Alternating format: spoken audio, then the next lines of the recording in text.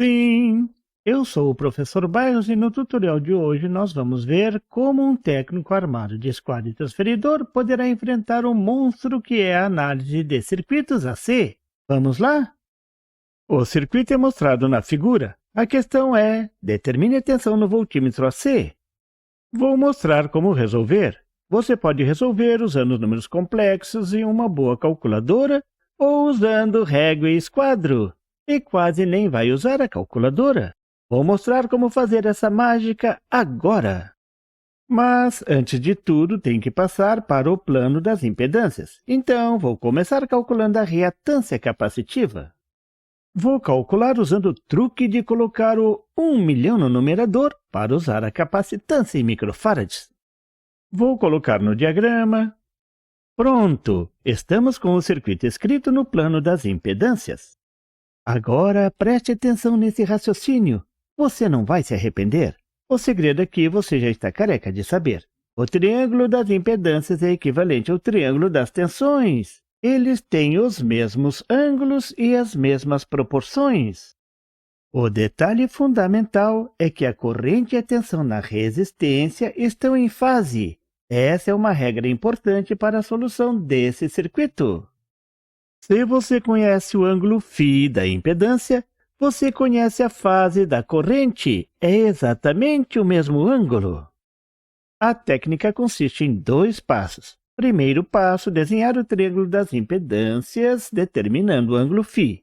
Segundo passo, desenhar o triângulo das tensões, usando o ângulo φ e as proporções. Vou começar desenhando o triângulo das impedâncias. Vai ser bem rapidinho. A resistência R2 de 220 ohm, com um comprimento de 10 centímetros. O maior valor na medida de referência. Usar a medida da metade da régua já está bom. A proporção desse desenho é 10 centímetros corresponde a 220 ohm. Agora vou desenhar a reatância capacitiva. A reatância capacitiva é de 120,5 ohm. Então, para saber o comprimento no desenho, é só aplicar a regra de 3 simples. Calculando o comprimento, é de 5,47 centímetros. Muito fácil. Desenhando o módulo da reatância, aqui o sentido da reatância não é importante. O importante vai ser o ângulo φ. Agora vou completar o triângulo das impedâncias usando o método do quadrilátero. Traço 2 retas paralelas aos vetores conhecidos. Agora traço a diagonal para determinar a impedância total, a soma dos vetores, a hipotenusa desse triângulo retângulo. Para saber o valor, é só medir. Aplicar a regra de 3 da proporção, determinando a impedância total. Viu que simples? Só usando squad e transferidor. Calculando, chegamos na impedância total do ramo com a resistência R2 e o capacitor C1. Vou escrever o valor da impedância total no gráfico fasorial.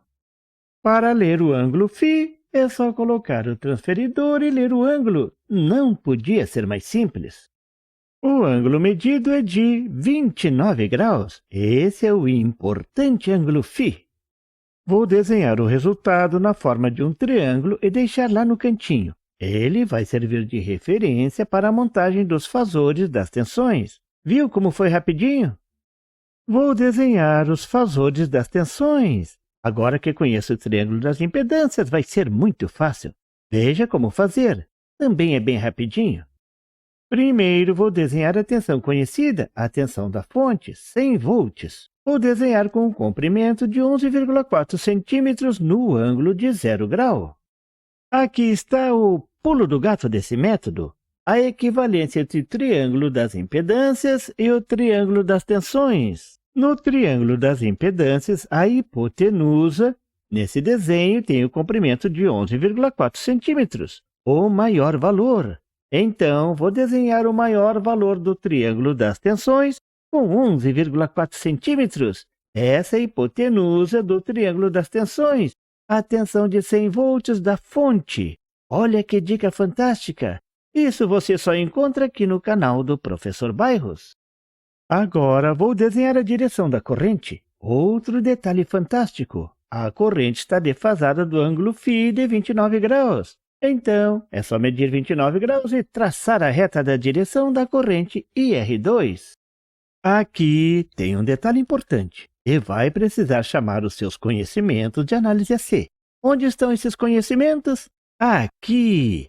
A corrente no capacitor está adiantada em relação à tensão, por isso o ângulo da corrente é positivo. Se fosse um indutor, teria que ser desenhado um ângulo negativo, para baixo.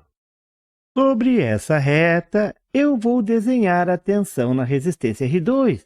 Lembre-se, a tensão na resistência está em fase com a corrente. O comprimento da tensão na resistência é igual ao comprimento da resistência no triângulo das impedâncias. Veja que maravilha! Não precisa calcular nada para desenhar o triângulo das tensões. Isso porque nós fizemos a hipotenusa dos dois triângulos com o mesmo valor. Veja como fica o desenho do fasor da tensão na resistência R2 com um comprimento de 10 centímetros. Para saber o valor da tensão, é só aplicar a regra de 3 na proporção. Esse será o valor da tensão na resistência R2. Vou escrever no gráfico dos fasores. Agora vou desenhar o fasor da tensão sobre o capacitor. É a reta que falta para fechar o triângulo. Então é só desenhar a reta ligando a tensão sobre R2 com a tensão da fonte. Note que essa reta está a 90 graus. O comprimento está lá no triângulo das impedâncias, 5,47 centímetros. Não vou nem medir no triângulo das tensões, mas você pode medir para confirmar. O valor da tensão é só aplicar a regra de 3. Pronto! Essas são as tensões no ramo R2C1. Vou colocar só os modos no diagrama para que você visualize as tensões que você encontraria se usasse um voltímetro AC. Mas, para determinar a tensão desejada, a tensão no voltímetro no diagrama, é preciso determinar as tensões nas resistências R1 e R3. Essa é muito fácil. Duas resistências de mesmo valor, alimentadas por uma fonte de 100 volts, você saberia dizer qual a tensão sobre cada resistência? Isso mesmo, 50 volts, a tensão vai se dividir igualmente nas duas resistências. E você saberia dizer como desenhar o fasor dessas tensões?